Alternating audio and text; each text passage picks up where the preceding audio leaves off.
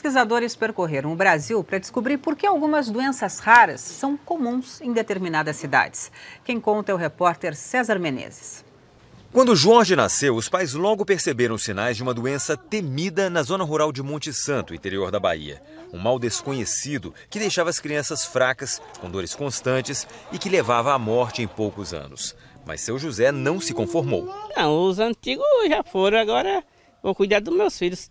Quando o segundo filho nasceu, seu José descobriu que os dois têm MPS6, uma doença genética grave, mas que tem remédio.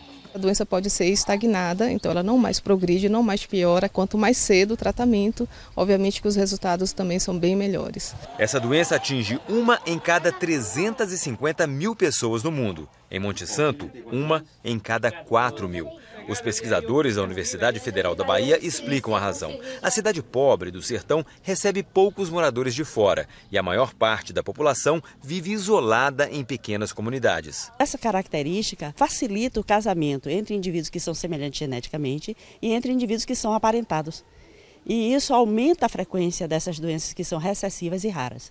Em 2010, pesquisadores começaram a estudar casos como o de Monte Santo, comunidades em que doenças genéticas raras aparecem em número muito maior do que o normal. O ponto de partida da investigação científica foram os rumores. Notícias sobre possíveis doenças raras foram investigadas em 207 cidades. Na metade delas foram confirmados 80 tipos de doenças, em frequências muito maiores do que o normal. A coordenadora do Censo de Doenças Genéticas Raras explica que as populações identificadas vão ser acompanhadas de perto.